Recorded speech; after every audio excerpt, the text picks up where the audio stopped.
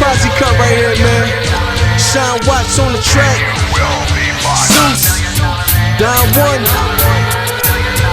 Rude Boy, Quill, The Gift, and yours truly, Fred Nuts. Welcome back, everybody, to Belt Kings Presents Champions, people. I am your host, Mike Knox. That is my co-host to my right, Mr. My Kicks or My Fix on the Twitter, Mr. Corey Sanders. What's going on, Corey? I got your name right this week, baby. What's going on? Yeah, you did. You know what? You do what you can. You know what? You did it right. I have no complaints. What's going on? What's going on, man? Another week here, giving you episode 2. As again, I present this as Belt Kings Radio Presents Champions. Episode 1, Corey, to me was one of the best podcasts I had the privilege of being a part of, as we discussed our first championship belt, which was Big Goldie.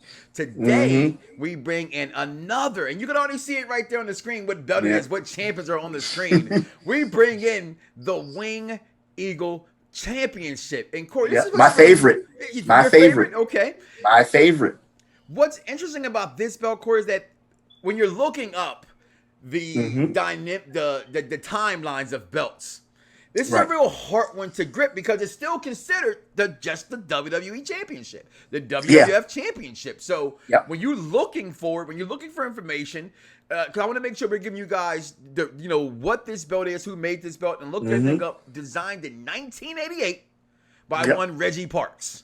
Okay, he is the designer of this beautiful bean footage, in which you guys are going to see on the screen right now, the Wing Eagle title. He says it's one of your favorite belts, Corey. Why is this one of your favorite titles? Because for me, frankly, it's not just the craftsmanship of this title that Reggie Parks came up with.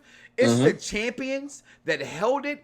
And a friend of mine, shout out to Dice Man, okay, that's Dice Man Hollers on the Twitter, who always says to me, Mike, man, it's about, when you're looking at memories, it's when you can relate that memory to what you was doing in that time. And every time I relate this memory of this Wing Eagle Championship, Corey, this is who I see. This is what I remember. 88 to 98, great times in professional wrestling, Corey. Yeah, well, you just nailed it right there. That's what it is. It's the memories. As you know, I'm 35, about to be 36. That is the earliest belt that I remember childhood memories with, is the Winged Eagle. And that belt just, through, like you alluded to, you've already pretty much nailed everything. The champions that held it, the memories, the significant memories that you think of with people, even the transition. Yes. Finally, when they went to that belt and when they went away, because I remember seeing it on Saturday night's event, and I remember seeing it on WrestleMania 4. Oh my goodness, this is the new belt, right? And we'll get into it during the show, the different intricacies of that belt, because there's different versions of that. Yes. Yeah, so we're gonna get into that because there's different little intricacies, but no, the memories of it, that it's just like, I relate that to a lot of people ask me, me being a sneakerhead, what's my favorite sneaker ever? Okay. Is the Jordan 6 Infrared. Okay. Jordan Championship. That's my favorite shoe ever, period. So relate the Winged Eagle, the Jordan 6 Infrared, all of that, the childhood memories, the first things that you're thinking of when you think of the things that you love the most, wrestling, sneakers. Those are the things I think of first, and those make them my favorite. I love that scenario because, as you know, the weeks have gone by in this pandemic that we are faced with here in America, hashtag stay home, stay safe. We get to see The Last Dance with our favorite athlete of all time, our favorite basketball player, Michael Jordan, and now going into the last ride of The Undertaker, who also held this championship. And looking at the last ride, looking at this championship we're discussing today, you can find us and find this podcast wherever your favorite podcasts are found, which are absolutely free. So just go ahead and search BDSIR Network and then put in Belt Kings. You will find this episode right here for you guys. They're cheap pop, but it's not. But watching that video, Corey, if you will, seeing him hold that title on the one knee, WrestleMania 13, which I think is a very underestimated, if you will, WrestleMania, by the way. That was such a momentous and monumental day and an iconic figure with this particular title in his hand with this Wing Eagle, Corey. Yep. Yeah. And here's the thing. I think part of that was people forgot during that time. It was very easy to forget he was WWF champion 6 years before that. span of like 4 days.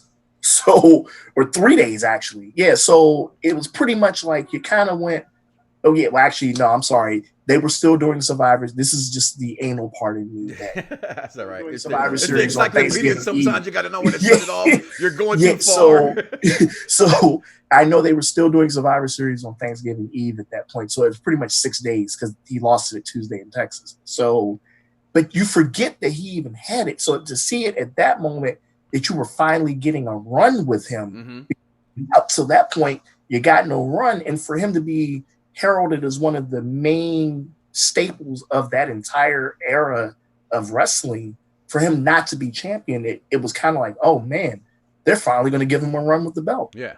See, and you could see like the like, okay, I finally become champion because it was such a blur the first time. So yeah, I agree. And you could definitely see it on him. It's again, speaking of Taker with this Ring Eagle title, again, watching The Last Ride, in that he's one of those guys, Taker, that should have more championships if you look at the totality of his career and what he's done, and he hasn't. And that's another testament to why people call him the man backstage, why he is so highly respected, is he's not the guy out there crying for the show. He's, crying for the championship, but he's crying for the show. Feel what I'm saying there, guys? Like he's not selling for himself, as we always hear in the back, or politicking for himself. He's politicking for the business. And that's one thing about Taker. Let's get into this belt designed in 1988. Reggie Parks. Are you going to pull that belt out, or do I have to go back here on the wall and pull this thing out? You can go. No, you I got to pull mine. I got to pull it off the wall. You're going to make me stand up and pull it off the wall. It's up to you. You don't have to if you don't want to. It's so close to me. It's right there. It's right there then. Go ahead. It's right there. It's up to you. It's right there. You know what? You guys can. You go there. You do that. I'll keep talking. You can see that belt right there. But made in 1988 was this title. Corey, the first person to hold this belt. I'm gonna quiz you a little bit. Who was the first person to hold this title? Because this is where it gets. Hulk Hogan. Okay. Hulk Hogan. Okay. You said it. Very simple. You had already said it. Madison Square Garden. He holds this title for the first time. Then we see it again, as you just mentioned, at the main event. And the main event, the first main event where Andre the Giant had it. And that same night, Andre the Giant has held this title one time in history, and this is the one time.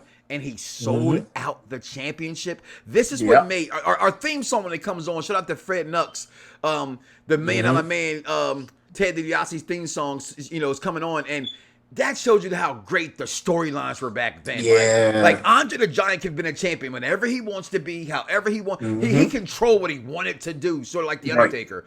And here he is, Ted DiBiase, the gimmick of the $1 Million Man. He buys this belt from him. How beautiful was that main event, 1988, February, actually? Well, it's to be funny, at that point, you don't understand it. For me, you don't understand it at 3 going on 4 years old. So you don't understand it then. Right. But looking back at it later on, because I actually recently watched that maybe about a month ago. Okay. Watched that main event again, because I do like to go back and just watch stuff again, just to kind of get the. Got to. You pay for the network, don't you? Yeah, you sure do. and to understand what was going on back there, and to see the intricacy of how that storyline led into the tournament at WrestleMania 4. Jumpy. You could see how they were basically trying to go from Hogan, moving the belt from Hogan to ultimately Savage, to where it wasn't those two going against each other yet. But, Hogan was going to do no holds barred, I believe. Yeah. So to get the belt off of him. And you had Savage, who was red hot at that point, but you had a also red hot Ted DiBiase, to where you were like, okay, to see that and lead into that later on and see that finals of WrestleMania 4 with Savage and DiBiase, and you still kept Dre, who was a huge player and all that. Yeah. You kept him relevant. You kept Hogan relevant without keeping the belt on him. The famous line with Hogan, how much did they pay for the plastic surgery? And to see Hogan overact that, but it worked perfectly. Like, to watch that stuff back, and that belt at this point, which is what the premise of what we're talking about with the show. That belt, it took. That was, how do I want to put this? That's the first real belt that it took you from Big that Goldie. yeah From Big Goldie. It's the first belt that got your attention to this company. Bingo. I mean, like, from Big Goldie. Again, we talked about it last week in episode 1. You guys go back and check that out. And you see Flair, you see that belt. Shout out to Grand Body P, the infamous one on Twitter, who mentioned his watching Ghostface Killer with that belt because it was so how we brought up the Urban, how how that crossed over. This was that first championship, Corey, that you looked at from the WWF at that time and go, yeah, that's a nice belt. That's a nice belt right there. And you spoke on it, and DiBiase got it. Then 2 weeks later, they stripped them of it.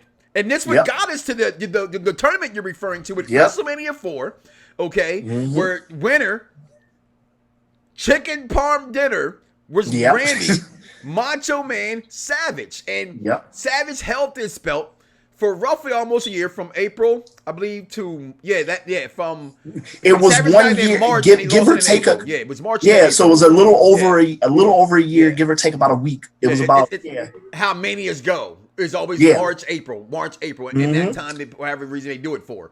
But that was so significant, the tournament for this belt, and then holding it that long, having, to me, what was one of the greatest. I'm sorry, the Mega Powers were that damn good, okay? Yeah. And when you put the Mega Powers together and you had them explode on the scene, Miss Elizabeth involved in all. Again, I'm a child watching this, and I'm to this day I call everything Miss Elizabeth. Every electronics. I know that might seem sexist. It's okay. I have a wife and two daughters. Okay, but my car is called Miss Elizabeth. My remote control is called Miss Elizabeth. But this belt, like we said, stood out. This championship, this beautiful belt stood out. The image on the screen now with Hogan behind Macho Man with the finger up right now. That belt coming into where the Mega Powers explode. And then to take it a step further after the Mega Powers explode, because WrestleMania 4, WrestleMania 5, WrestleMania 6 was insane. Yeah. Was insane. And then to have that iconic moment of two of the titles right there. I have the other one on the wall right there, the yellow one right there as well. That you see the image. Okay, the Ultimate Warrior holding that title and this Winged Eagle title up at one time. And you had to choose. And which one you think you're going to choose? The World Heavyweight Championship, Corey. So now this leaves this beautiful belt. Again, only 10 years has been in existence. Okay? So that's the crazy part. 88 to 90, it finally gets to Ultimate Warrior. Savage in 90, I mean, Sergeant Slaughter in 91. What did that belt, at that point in America, what was going on, this championship going over to Sergeant Slaughter at that time. How did you feel still about that belt? Because although Sergeant Slaughter was supposed to be the American hero, because we were watching G.I. Joe. Yes, I was watching G.I. Joe and Transformers. Don't judge me, Thundercats and Silverhawks also. Okay, but then you saw this, and he was for the other team. You know, he was for the other team, but he's for Iran, and it's a Sergeant Slaughter with this championship in Iran. How did you feel during that time? Yeah, you know what? As a young kid, you knew what was going on in the world. At this point, I'm about 7 years old, so you kind of know what's going on, and you're seeing that, and you're like, I was never, even a kid, I was never a Hogan fan. But you wanted Hulk Hogan to win that at that time. Like you felt like they made it so personal that they wanted to make sure you had no choice as an American that you had to root for Hulk Hogan. At this time, even in that spot, it was hard to cheer for Hogan because I was a Hogan fan until the Mega Powers. I always was a fan until I felt he had lusting eyes for Elizabeth. All right, but I knew that's where that was going. It had to be there. He was lusting after.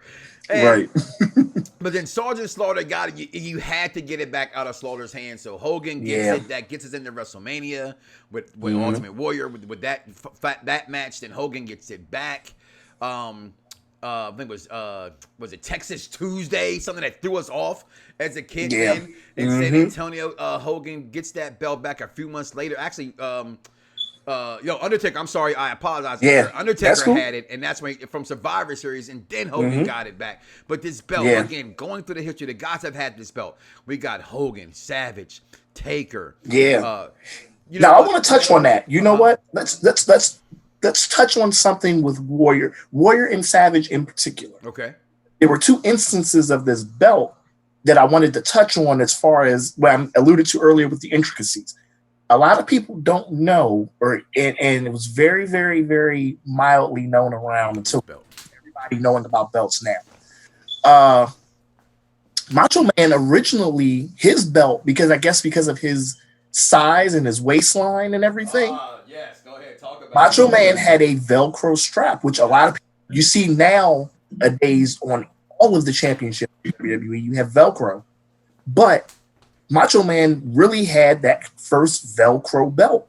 He didn't do the snaps. He had the state-of-the-art Velcro on there, and also the, just delving on the belt, the plate on the back, almost similar to the property plates that's on a lot of the belts. The logo that's on the back usually says WWF Champion. His said WWF and it said Macho Man. A lot of people didn't, you had to see the belt up close to know that back then. I mean, with all the technology now, you obviously do see it. Right. You didn't see it. And it was the same instance, not the Velcro, but with Warrior, with all his personalized work, that blue one, his white one, his purple one, it all said WWF Ultimate Warrior on. How many of those you got? Yeah, exactly. Warrior head. Yeah, in which and and they didn't do it on the Intercontinental, but they did it on his World Championships, and all this stuff. Nice touch back then. Looking at it now, of course, that's a nice touch that they put on that back then. So I've always liked them because of that back then, and I noticed that. And being the belt collectors that we are now, being a bigger guy, they sell the extra strap. Yes, they do. But I'm not a fan of it, and why I haven't purchased it. And I just want to just lose the weight to fit in the goddamn thing, to be honest with you. But I do be like, man, sell a Velcro one for heaven's sakes. It'd be a little easier. Like I never get the one time we're in Miami, and we're waiting in line for access, and all my titles just fell in line. Oh, I remember that. Like, blah, blah, blah, blah, blah. I mean, you would you would be mortified, but I remember so many fans like, "Oh man, let me help you get your belts up." You know what I mean? And things like that that'll help out have some Velcro for us bigger people out there. Those who are still making these belts. All right, that's why I brought it up. And it's funny because the replicas they sell on WWE Shop, they're still the snaps. The TV, for a lot of people that do look at, I kind of go in there almost every day just to see what they release. Not necessarily to buy, but just to see what they may release or what may go on sale. As you've seen, maybe last year they finally started selling the authentic television championships. The ones that they would have, and they run $5,000, which is that's what it's going to cost. And a lot of people, I may not necessarily be buying one for $5,000, but the price, because that is what it costs. You want the actual television. When you first got them, you want to know how much it costs. Well, now you can use that belt that you see, and if you want to pay it, go right ahead and pay it. Because there's a time someone will pay the amount of money for a real. I'll put it this way. Nope, Mike. I'll put it this way. They're gone. They don't even stay on the site. Wow. When they sell out. They just did the new Universal, the blue. Yes. They dropped that last week. You want to know why it's not on the site right now? Because they're out. Wow. See, so people are buying them, and they all come with the Velcro. They all come with the Velcro. They're all with the Velcro. Wow, that's what we're missing, people. And that's interesting that they don't do. And which, it's give and take. You know what? Like, you're for it for all of the stuff they're making to start making them with the Velcro. Me being more traditional, I understand your point of view, but for me, I'd rather have the classic snap cases on them. That's me. But no, they do. The only ones they sell right now currently are with the Velcro are the actual authentic ones from Wildcat. But always get somebody to re-leather it. And, if you go into that deep into that realm, yes. They do re-leather and they will put the Velcro patch on them for you. Now, and I'm glad you brought up the re-leathering. Again, this is called Belt Kings Champions. We're going to take you through belt after belt after belt, the craftsmanship, the person who holds that title, the most important matches with that title, and also how to make your titles, because we are Belt Kings, collect them. I just came across, and I'm gonna do this. You turned me on the FanDuel last week, so I've been on their site the last week or so, and I'm gonna get a lot of those belts because my belts really need re-leathering. Like my titles, I started doing this thing back in 03, 01, okay, and my big Goldie belt needs a big. I'm gonna miss some signatures that I've gained. You know what I mean? But well, you can always save it. Yeah, you can always save it, and just if you want to remove the plates yourself and have it sent in, you can do it that way. Save your strap. If you got signatures, save your strap, man. Save it. I've gotten to the point where I will never forget. I messed up on the undisputed title, which was one of my. We're giving that title one day.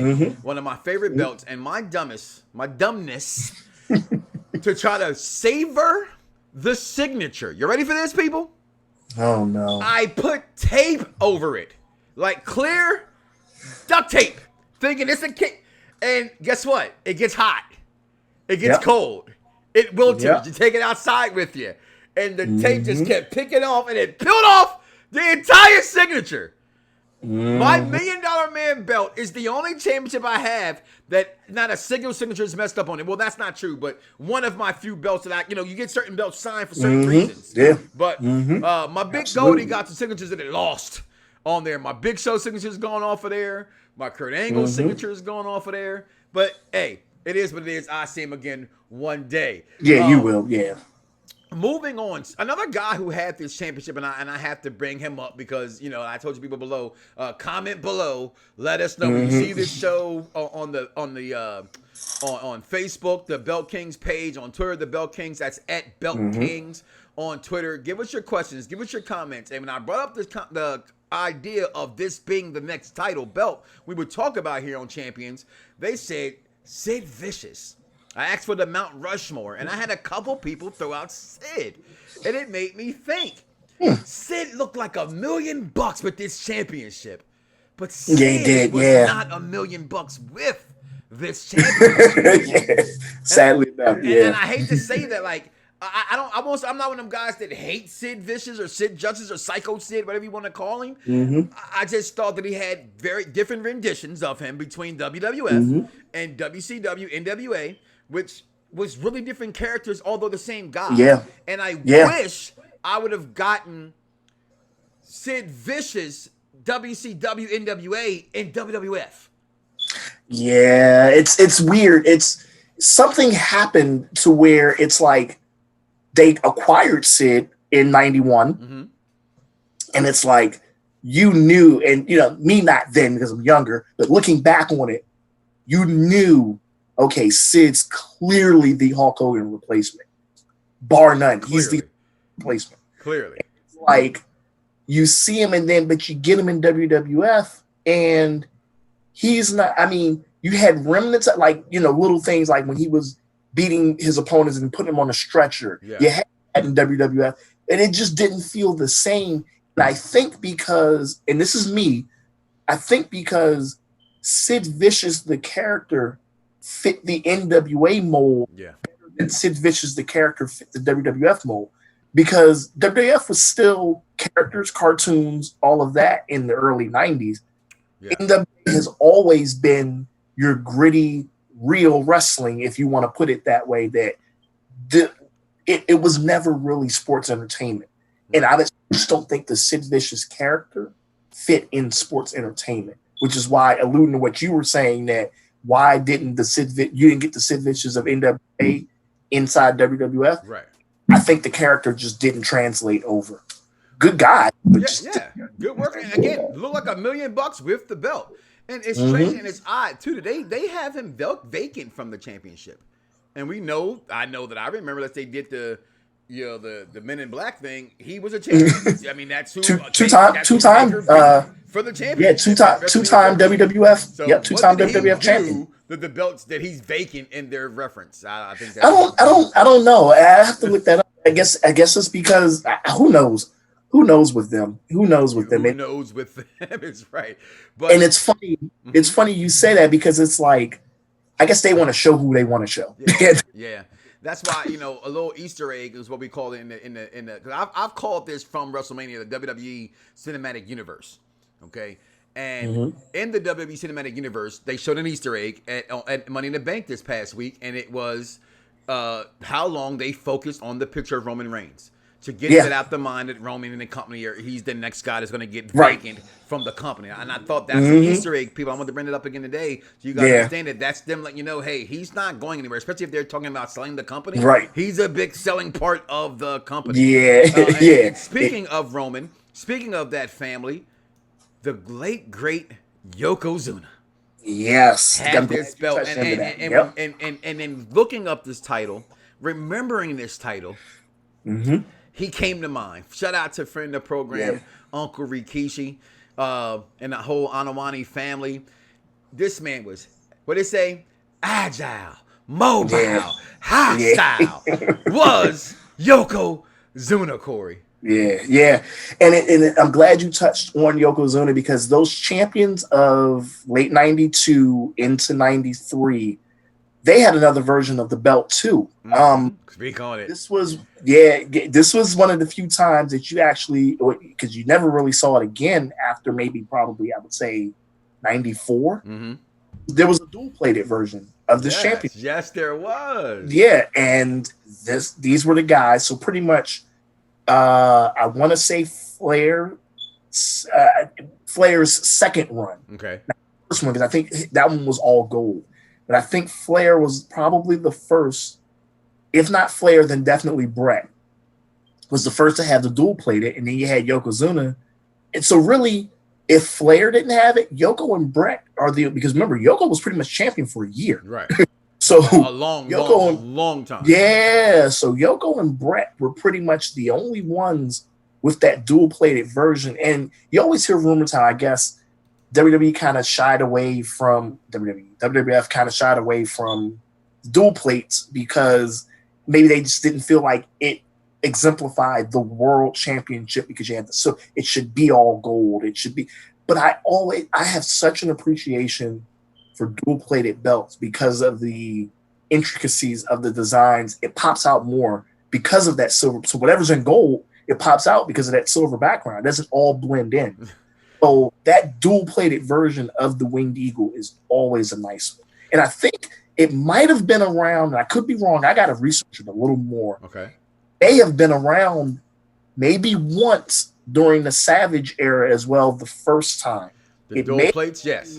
Yeah, the dual plates may have been around in the late 80s as well. Yeah, it's one of for the a second. For whatever reason not known to us, they changed the design.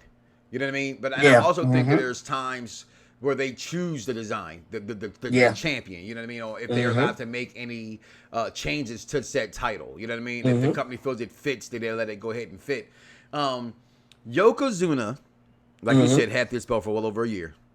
And when Yokozuna finally lost it to the best there is, the best there was, and the best there ever will be. I got a tattoo right here, so it's true. Okay. Bret Hart, to me, because I want to, as we do these shows, we talk about this title, some things we're just going to just jump. Yeah. I'm going to say it here and now. The Mount Rushmore of the Winged Eagle title. Yeah, let's get into go ahead. Yeah, first, let's get into that. First is this man right here. It's Bret the Hitman Hart. Okay. Here's why. Okay. Yeah, nothing about him being my 1-1A between him and Shawn Michaels. You know what I mean? You put Shawn Michaels. I put Shawn Michaels first. I put Bret too, but it's a very close to me in my. It's very close. Yeah. Okay. But never in my. There's in between. I always tell people there's in between your best of all time and your favorite of all time. Okay. Yeah, absolutely. Two different things. Macho Man is one of my favorites of all time. Okay. Yeah. And next it's Bret Hart 1. It's Macho Man 2, okay? It's I have to say it. I'm gonna say it again. I have to say it. Hogan is on this list. Oh yeah. For this Mount Rushmore for this title. But again, like last week, what do you do at the fourth slot? So to me, I've got 4. And it's pretty clear cut as far as for me. Oh, it's just like that. Yeah. Okay. Hogan, Bret, HBK, And I'm going to say Savage, just because Savage went a full year with it. I think you are. I think sustained first time ever here on Belt Kings Radio presents Champions. Here on episode 2, we have the exact same wing-eagled Mount Rushmore. Brett, Michael, Let's take us 2 Savage. episodes. It's the mega right, whole 2 episodes, right? It's the mega powers and the 2 hated enemies. Okay, Yep. the 2 best rivalries. 2 of the greatest rivalries over this title, at no less, are the 4 Mount Rushmores. I'm not a rapper though, but you know, you can call me later and I might make an iCloud. But that's it. Bret Hart, man, I'm sorry. Back to Bret. When Bret got this title, man, I'm sorry. It's just the memories. Yeah, no, belt with absolutely. him. The picture on the screen now where he's holding the poses when he won the titles with this belt. The way that Bret Hart, you could see, to me, for the first time since Savage, okay? Nothing against Hogan, nothing against Ultimate Warrior and Sid and Taker and those guys, but when Bret got it, since like Savage, you didn't see nobody love this title. Like once Savage got the belt, that's so funny you say that. Once That's Savage so funny got you the say belt, Savage loved nothing more than that title. Yeah. Forget you, Mr. Libby. It's how he held the belt. Bret held that belt like it was his child, Corey. Yeah, it was almost like for the first time in a while, like you said, it didn't look kayfabe. It looked like he really felt like This is mine. the WWF champion. Period. No business, no storyline. He was the best. That's you could tell that's how he felt with the belt. That's how he carried it around. That's why and I'm not even really, I'm a Bret fan, but he's not trumping Shawn to me. Right. But I respect it enough that's why I put Bret over Warrior, put Bret Taker, put Bret over anybody else that had the winged eagle, over Diesel, and Diesel had it for a year, pretty much. Yeah. But it was just, those are the 4 guys, like you said, the mega power, arguably, and I'll say it, episode 2, Belt Kings, arguably the 2 greatest rivalries for the winged eagle. Yeah. 2 right there. Mega powers explode and Bret and Shawn. Yep. Bret and Shawn. And speaking of aforementioned, never forgotten, the showstopper, the main event, the whole effing show for real. Sorry, RVD. Past 420. Yeah. Shawn Michaels. Okay. With this belt. And Corey, a lot of people go the route of, well, Michaels didn't sell during that time. Stop it. Wrestling was down during that time. It wasn't just WWF. Okay. Wrestling took a step back. He gets such a bad rap for that. Such a bad rap for that, okay? And he gets a bad rap for, I had I won't even say without being disrespectful, I interviewed Ahmed Johnson, who had some glaring things to say about Shawn Michaels. Sure. And he got mad at guys doing certain things. I'm going back to the last ride as well, watching that. You hear them talking about it. Yeah, guys like Taker aren't supposed to move like guys like Shawn. So if I'm Shawn, okay, I'm gonna say, hey Vince, can you not have this guy flip like I'm flipping? It doesn't make me look cool. Okay, they're already twice my size. Okay, I thought Shawn took this belt. He owned this belt. He went through the crowds with this belt. He made millions of dollars with this belt. Yeah. You know what else too, Mike? You saw literally with that belt, you saw Shawn go from mid-carder to main event. Yeah. Because he was winning matches convincingly and he looked different. Like I look at even Shawn from 94, 95, and you look at the build of, like, he looked like the WWF champion, even though he was untraditional. He was the smaller guy, like him and Bret, but Shawn physically looked like the champion, and you could see the difference of how he looked in 95 to how he looked in 96. In 97, he was his demeanor, everything. Like I'll even go to video game ratings where Shawn went from like an 84, 93 easy. Like he was the man. Go ahead, Mike. No. I'm agreeing with you and saying, like, I like, you noticed that that body transformation. Again, I'm resorting what we're currently watching in the world, and you go back to the last Dance, and Jordan had a different basketball body that he had to build for a baseball body, and you watch Sean go through that vigorous solo career as a Mick Carter body, okay, was a little bit chubby, okay, not as cut, and he got that belt. And he got defined. The chest hairs came shinier. He got on the cover. he did. He got on the cover of Playgirl magazine because of the build and the physique. All right.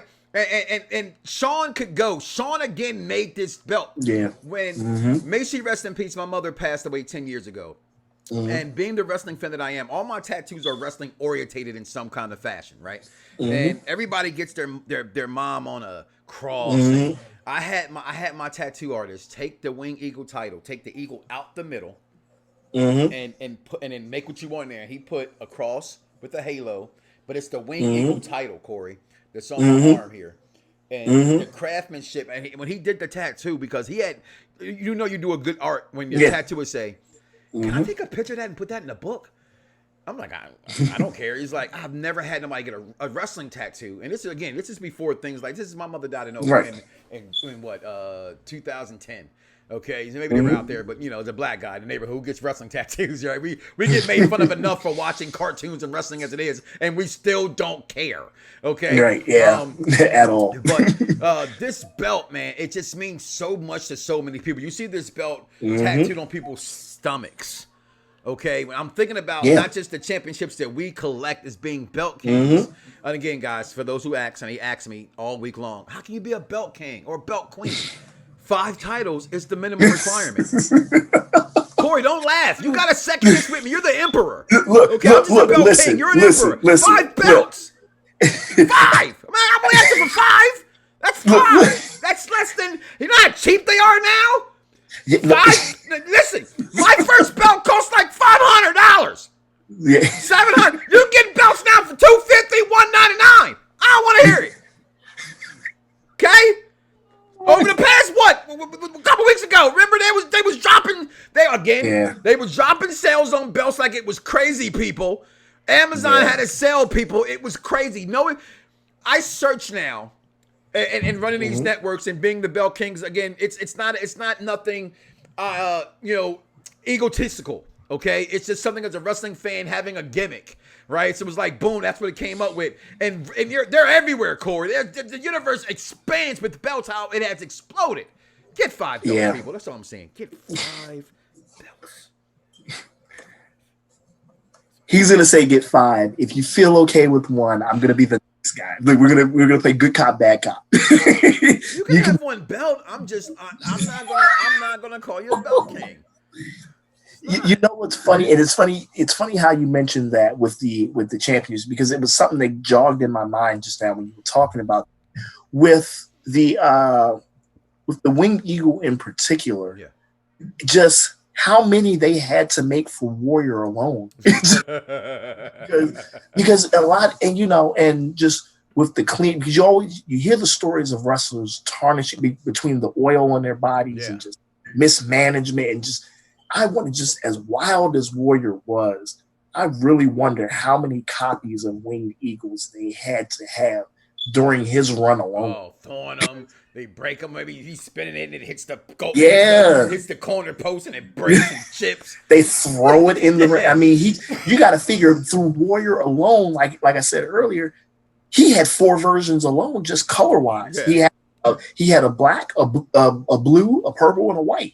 So you got to figure how many copies of this belt are going around. Just, and how do they clean it? That's because there's so many, because we always hear the stories of Randy Savage, which we'll get into this belt another time, of Randy Savage practically ruining the Intercontinental Championship by cleaning it with Brasso and stuff like that. Hey, that sometimes he pretty much stripped the belt. When nobody doesn't tell you, like putting tape over a signature. Just saying. There you go. Educated people. That's what we're here for. We're here to educate, all right? And get a little entertainment at the same time. Yeah, but no, and the Winged Eagle also reminds me of something that they really went away from after the Winged Eagle. That's so funny. And we're not going to skip, because I guess we could kind of lead into that. with the Winged Eagle, because you said Shawn Michaels, pretty much you went Shawn Michaels, you went to Bret. Shawn was pretty much up until Austin. Yeah. These are the last guys with the Winged Yeah. Eagle. The transition after WrestleMania 14, the night after when Vince brings out the new Big, as they call it. Yeah, Biggie. And we'll get into that one in another time. The transition. I didn't respect Big Eagle for years, and I'm stupid for not. I'm just it's much of We'll get into that. not The transition with that, because, and you'll appreciate that, I know you will. This is the last time that you saw World Heavyweight won their championship, was the Winged Eagle. Yeah, it was. That. They don't do that You anymore. don't have- You know what? They don't do heavyweight no I'm more. glad you brought that up. I was looking because we gotta do research. Come on, our research cannot be double checked. And y'all say, but them brothers was wrong, okay? Because I'm checking. Even if we're on the show, I still got enough to make sure I'm double checking. And I noticed that it does say it's a time, because again, it's still technically the WWE, WWF, WWF championship belt. So it's still the same lineage. We're talking about a belt Yep. a 10-year, actually less than a 10-year window by a couple of months. Yep. Okay. Yep. But a 10-year run with this title, and this was the last time. And we talked about that last week. I missed the days of them introducing the Intercontinental Heavyweight Champion Randy Savage. They don't say that anymore. This was the last time they said Heavyweight Champion, and it made me think this is a time when we were going into the Attitude Era. Was really about to pop off. Austin gets the title from Shawn Michaels at that time. Yep. I remember telling, when you're the wrestling friend that knows it all, everybody comes to you for I still hate when you get friends that tag you on something on Facebook from that I done seen the Michael Jackson moonwalk guy a million times. You don't gotta tag me in it, guys. I know. It's okay? You ain't gotta tag me in that. Right. I'm sorry. But when you're that guy, everybody comes to you, right? I remember thinking, Right. you're gonna see Shawn again. That's the last time I'm gonna see Shawn Michaels, and then he comes Yeah, back it at felt that SummerSlam, way. and I'm like, oh, he's just a one-off. This is a one-off. He can't do more than one, and Shawn just stays. That's crazy. One-off turn to 8 years. 8 years, and they still That's saying one more crazy. match. No, please don't let that man have one more match, please. Can we let these guys? Yeah, let go? him. Yeah. Okay, we're seeing what's Yeah. going on with Undertaker, and I love again in the last ride something that Edge said. He's earned the right to go out when he wants to go out, but hence lies the problem. You know what I mean? They don't know when to go and when not to go. Sometimes they go because injuries take them out. But you see the picture. Right. It was Stone Cold was the last one to have that title. Last one to have that belt. Yep. Heavyweight. Actually, correction. He was the last one to have that title as we know it, because that title would become the Destruction title. That would become the Hardcore title. Yeah, well, the model of it, because and it's funny, and it's so funny because that Winged Eagle, that's not the last time we saw it, and not in the instance of the Hardcore title, because later that year in '98, when Taker and pinned, they both pinned Austin, and in the presentation, they brought the Winged Eagle back, and I'm like, what is going on? And then, but in hindsight, that's so funny. No pun intended. Hindsight 2020, because it's 2020. 2020. You look back at it now.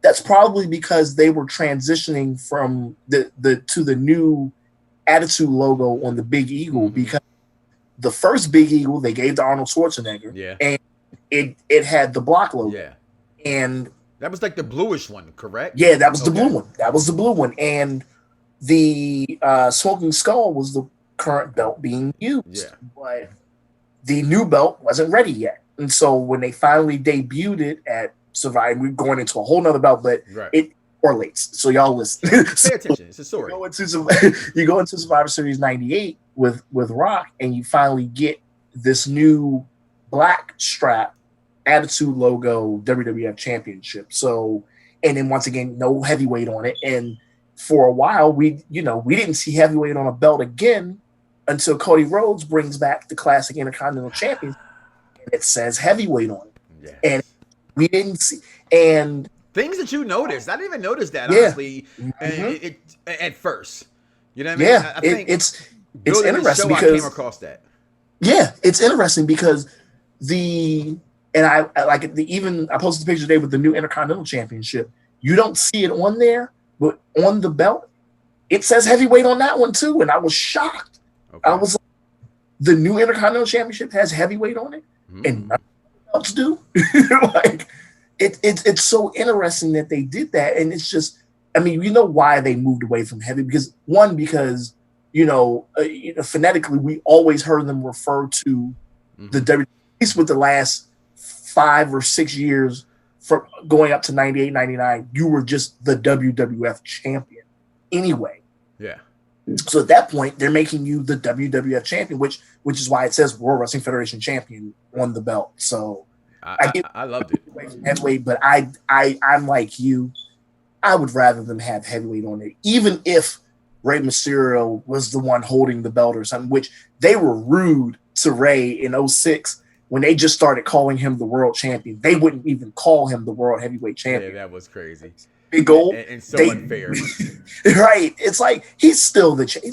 Just give him something, man. Call him the world heavyweight champion. We know he's little. We can see it. Well, we have the Mount Rushmore. I have them on the screen as well. Hogan, Savage, Bret, and Shawn of the Mount Rushmore. Favorite match for this title? Because you can answer mine. I'm sure you're going to get it right. It's going to say WrestleMania 12 for you. Yep. Okay. Absolutely. Okay. Now, and here's what's something I'm not sure if you know. All right, we've known each other now about 7-8 years. These are my favorite two guys. I'm not a fan of this match between the two. Fair enough. Not a fan of this match between the two because I've seen them have better matches. It was something I understand the importance of the match, but for me, as far as the action in the ring for the match, it wasn't for me. Understandable. To me, they had a couple Raw matches that were just phenomenal. At that their time. whole run which between is, 96 and up to when Bret left was the amazing. best thing on TV. It was. It really was. But for me, it would be Hogan, Ultimate Warrior. Yeah, that's, you know what? That's funny you say that. To anybody that you would ask, that's pretty much probably the two answers right there. Hogan and Warrior. Or Hogan and Savage from 5. A lot of people like that match too. Hogan and Savage from Mania 5 is also a good one. But I totally understand Hogan and Warrior. That was, you never had your two. That was essentially Batman, Superman. It was. Realm. It was. Like, you always had good versus evil, and even with wrestling, because good guy, you always had that. You never had good guy in wrestling up to that point. And when you finally got it, you were like, especially in the WWE. Especially in the WWE. Good guy versus good guy never happened. And it made you choose. It made it look like it wasn't a draw. Yeah. I always thought it wasn't a draw to have two good guys because you didn't want to see either one of them lose. It was something about this match though that my kids still, like, every year I go through my WrestleMania, watching my favorite matches of WrestleManias, and Absolutely. This is always on my list. And my kids are always like, because they kind of pick. They're today's fans, right? So they don't understand that big guy hole for hole match. I'm just like, if you'd have understood what the world was at that time. As a wrestling fan, you had to choose. And I, at one point, was a huge Hulk Hogan fan. And again, I told you, I lost mine. When he lusted after Elizabeth, I stopped being a Hogan fan. So he did, man. You. That's crazy. But you know what's funny? That's crazy how they spun that around very quickly. Still expecting people to cheer for Hogan when Savage was right. I'm sorry. Savage was right. He was right. Savage was the victim in all of this. Not Hogan, not Elizabeth. Well, I'm gonna say something, an unpopular opinion again. We see the two guys on the screen. It's Bret and Shawn. We remember the Montreal screw job. I'm a Bret Hart guy. Yeah, I know you. I have to say it, Corey. I've always said Bret screwed Bret. Yeah. I'm sorry. Yeah. Listen, you're not going to take my belt to go to another company and do what you want to do with it. Yeah. And then tell me to my face, I'm not losing my belt to this guy in my hometown when I'm going to go somewhere else tomorrow evening. How was that fair? Yeah, literally. Yeah, and that's, you know what, and it's so, and people will never listen to me because I'm just a Shawn Michaels stan anyway. That I'm always, but I try to explain that and break that down to people. I tell them, I don't care how trustworthy the person is. I'm not going to do it. Let Eric Bischoff put a $2 million check in his face and watch he don't show up with the Winged Eagle Championship. Yeah. Like, You got that belt? had that to worry about. Yeah, you got that belt. He go $3 million. He go $4 million. You know what I'm saying? Easy. Ted Turner's writing the check. Yeah. You know what they offered you. You know the money to do it. So at this point, he shows up the next fight on night. Your company is essentially done. World champion means nothing. Done. On the next show, come on now. That's why I break it down like that. He had no choice. And again, and I'm a Michaels guy, one Brett too. And again, it's the difference for me and the two guys is clearly Mike skills.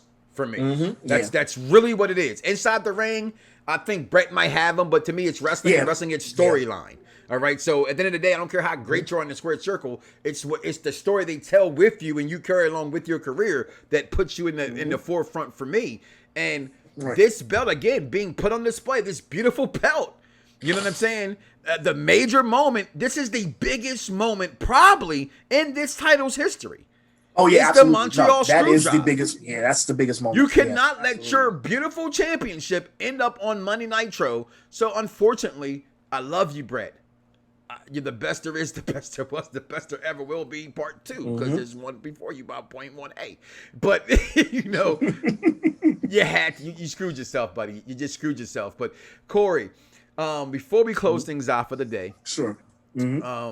And we'll be back with you guys again next week, episode 3. I'm not telling you what it is yet because we don't know what it is yet. Yeah. Okay. So you will know when we find out. So make sure you follow us at Belt Kings, wherever social media is, and get the podcast. Tell a friend to tell a friend to tell her mother and her auntie to tell her cousins and her sisters and her aunties and what do you say, Ray and Nook and them to come download this podcast. All right.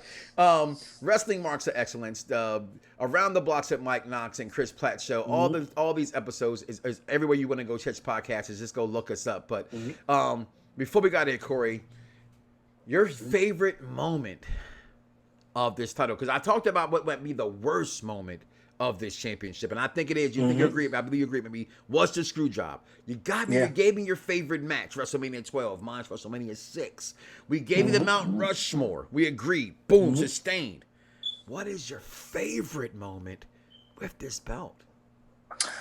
To be honest, it coincides with the match. I'm sorry, Shawn Michaels leaning up against those ropes and finally putting his arms up, and Vince saying the boyhood dream has come true when he's sitting down there with like that. The aftermatch moment of WrestleMania 12 is because you could see, like we talked about earlier, like that was it. Like he made that championship. Like he finally made it to getting it, and that's I'm gonna be a mark.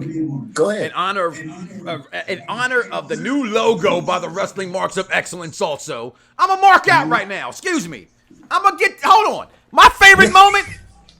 I tell you what my favorite moment is. Pull it off the wall. See this? You see it? This is my favorite moment with this belt. Was the day I got it. The day I got it. Reggie Parks official title belt from Wrestling Figures Toy Story Company. That's where you got belts at back then. And this is not the thicker one. Okay, they made it years later. Okay, and I'm okay with that. This does have the original F on it. Okay, we've been on WWE.com. They just took us off because we had an interview, and we all kept sending our favorite belts for the WWF belts, not the WWE belts. Okay, but y'all know who Belt Kings is. Y'all seen us. But Corey, yes, seriousness, all seriousness aside, man. Yeah, I do not pull belts off the wall. I don't. They're there to be displayed for me. I'm in my office. It really is. This is my dungeon. But this belt is the greatest one of. If we had a Mount Rushmore for belts, this is on my list. Yeah. Oh yeah. Okay. Yeah. This is on my. I'm gonna say it right now. What is my Mount Rushmore champions? It's Big Goldie. It's Wing Eagle. It's the television championship NWA version, the red strap, and it's Big Eagle. Lies. It's the $1 Million Man Championship, baby. It had $1 million in it. But look at this thing, Corey. Yeah, I know. This I thing. Mine often. Yeah, no, trust me, that's one of the ones. So y'all see this at home? At the radio, y'all can't hear it, but listen. You see this on the fat guy's belly. Because somebody got this on their belly. You seen that guy's tattoo. Yeah, He's famous. yes, you have. Okay? He's famous. Listen, Mhm. I love this title. Yeah. Okay? Absolutely. My belt kings, I got Absolutely. more than 5 belts on my wall, people. Criteria. All right. man. Great, Corey. My favorite moment with this title, all seriousness aside, though, it'd probably still be WrestleMania 12, to be honest with you. I'm keeping it a beat, as they would say. Yeah. Not my favorite. Can we get a match. 1A? Can we get a 1A in there? Okay, Can we there's get a always 1A in I there? got Bret Hart's 1A to me. So, yeah, of course. So, with a tear in his eye, Ric Flair, Oh, the Royal Rumble. Not- That's another one because, to be honest, there it is. that's the 1A behind WrestleMania 12 as the best championship. Moment. Absolutely. championship Absolutely. Is the 92 Royal Rumble. It's the. And Go ahead. There's difference between favorite, like you mentioned, there's difference between favorite and the best. Honestly, that's probably, all bias aside, that's probably the greatest Winged Eagle championship match ever is the 1992 Royal Rumble. Whew, with a heavy heart and a tear in my eye. I thought you were going to go further and say, and I'm going to say it since you didn't say it, Go ahead. this moment, say what you want, people. Again, coinciding in what we're currently watching, The Last Ride and The Last Dance. The Last Ride, Taker said, man, there's that Mania. It's the creme de la creme of our industry, of our business.